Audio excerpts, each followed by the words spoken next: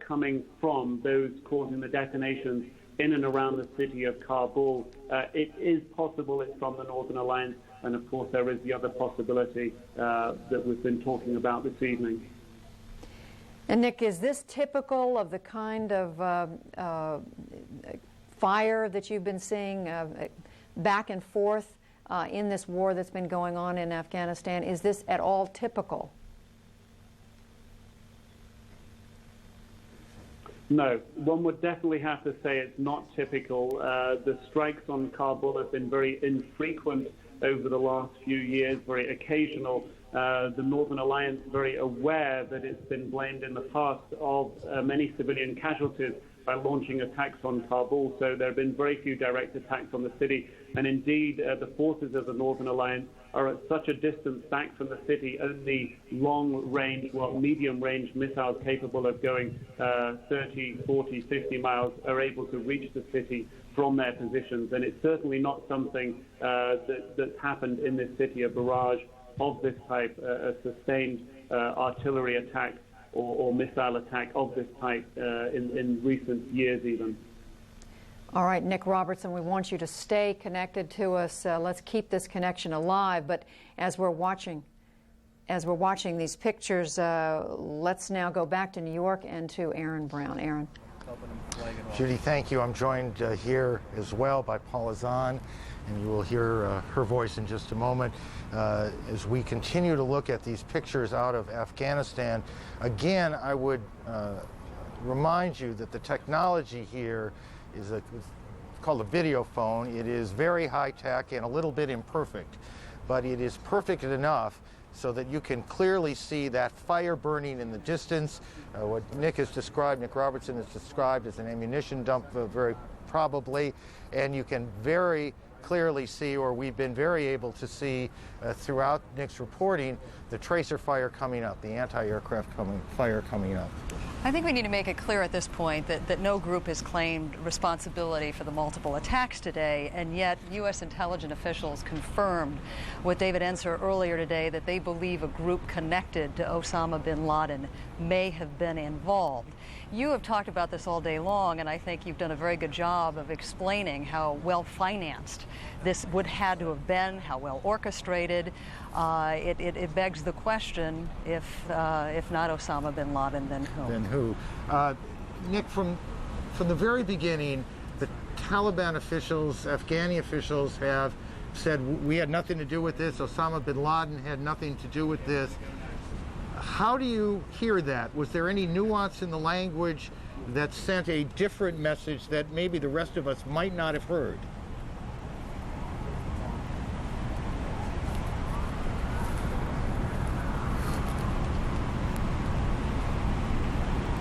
Well, perhaps we have lost at least the audio portion here. Jamie McIntyre has been outside the Pentagon. Jamie, can you hear us?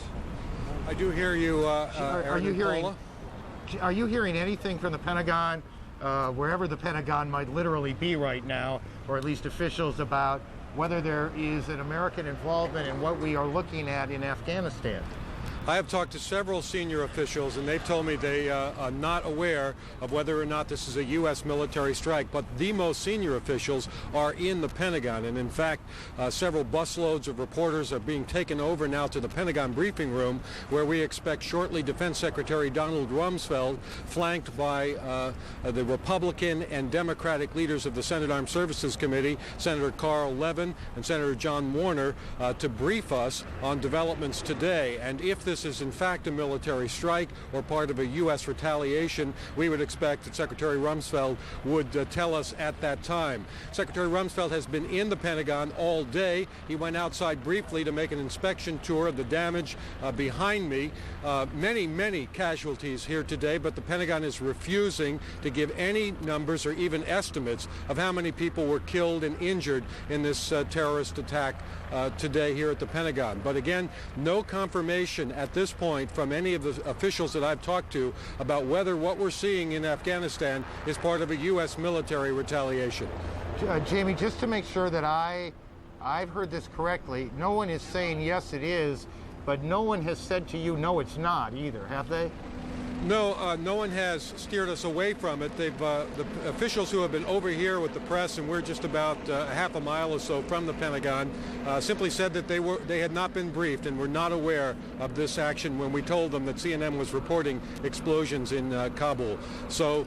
But again, several officials speculated that if this were the case, that might explain the reason for Secretary Rumsfeld's appearance. And of course, being flanked by the bipartisan support of Congress is clearly designed to send the message that there may be squabbles between the Pentagon and Congress, but when it comes to something like this, there's absolute unanimity. That may also account for the reason that despite the damage to the Pentagon, that they want to hold this event in the Pentagon briefing room, which is on the other side of the building, which was not damaged by the plane crash into the side of the building, in order to show a portrait to the world that the United States military headquarters is still up and functioning, and that the United States is still capable of reaching out and touching its enemies.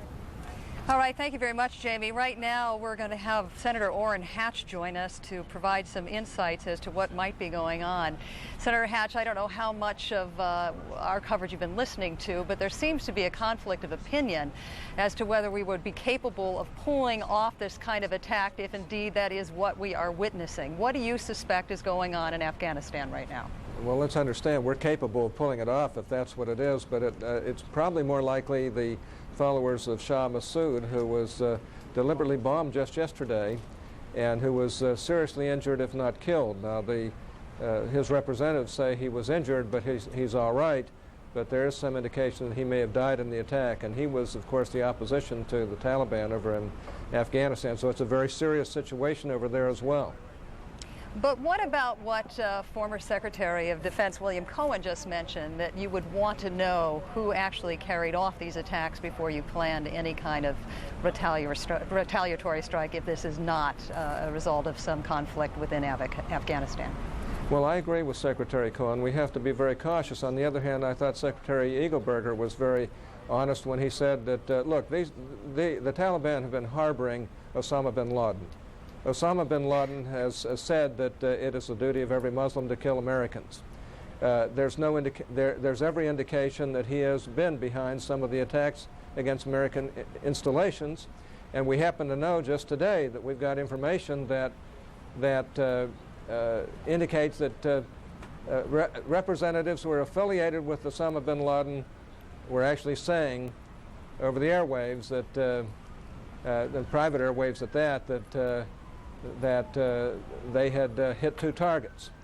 If you go back to the Millennium scare that we had before the year 2000, Osama bin Laden was in the middle of all of that, and the people associated with him and affiliated with him was in the middle of that. So this is a very serious situation. So they should not be harboring this criminal, and we've got to, it seems to me, go after him. And it does look, although the evidence is fragmentary, as though he's had a major role in what's happened here today.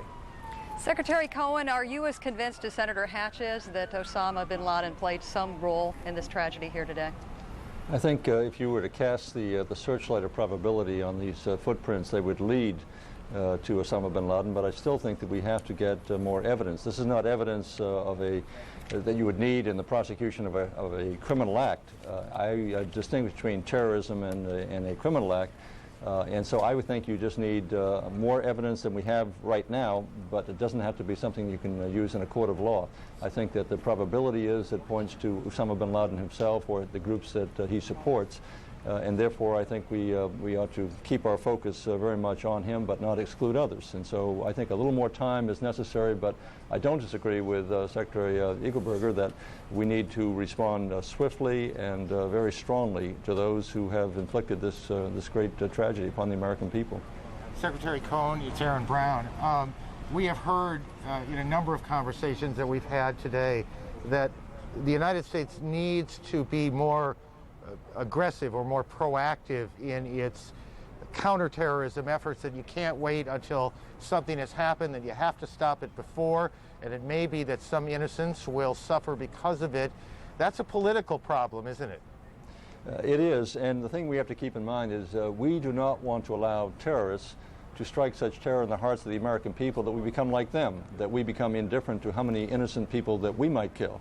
That is what separates us from terrorism and from the terrorists. We have a higher standard. So we have to be very careful in how we respond and how we take action against those who are planning further acts of terrorism against the American people, so that we don't become drawn down into that level of evil that they have perpetrated. So that's what distinguishes the American people and our ideals, and we ought to adhere to those. And Senator Hatch, you think that the political equation on how the United States deals with this has changed because of what's happened today? No question about it. We can't take this kind of action without a very heavy response. And we have some information. It may be fragmentary, but the fact is we have some information that indicates that that Osama bin Laden and many of his affiliates and associates, he's certainly the motivating force behind these people. He certainly has the money, and he certainly has the ability to motivate antagonistic forces against the United States, and he said he wants to do that. So it looks very much like that, although we're not absolutely certain at this point.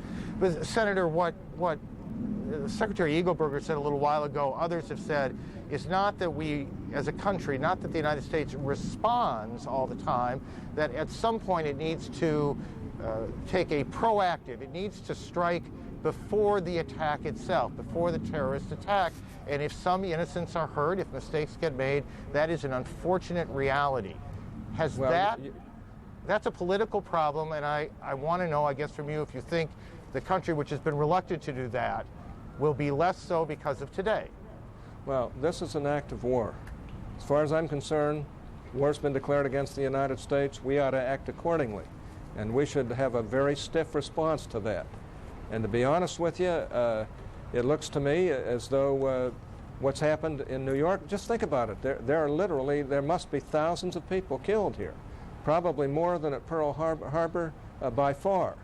And there is evidence, there is indication that there were people who have been affiliated with Osama bin Laden whose communications have been intercepted that basically have said that they got 2 targets.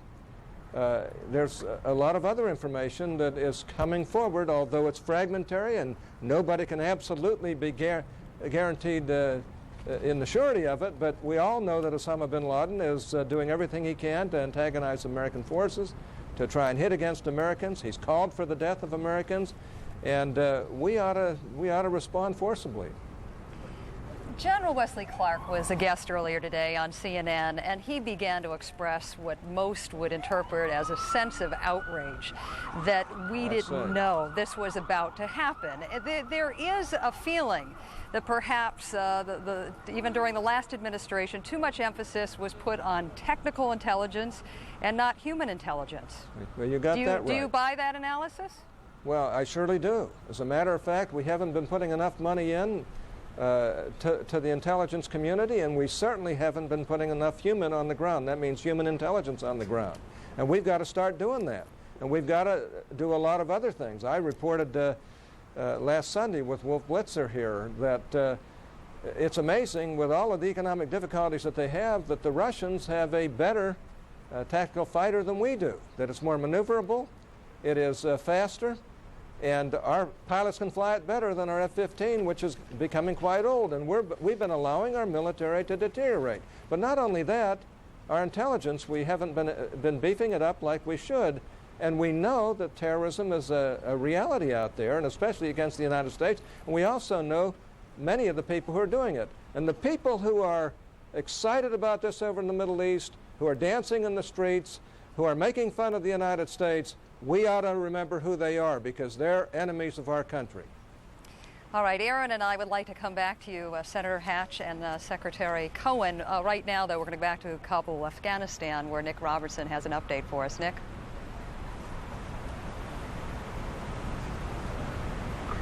Well, I think if we review what we've been watching here in the last half an hour or so, we heard, first of all, aircraft coming in, then detonations around the city, then the fire, and more detonations coming from what was we're told is an ammunition dump. We'll also fold into that the information we've been given here that 300 miles south of here, in the spiritual heartland of the Taliban, their city of Kandahar, where their leader Mullah Omar lives, no reports of any detonations there. That city well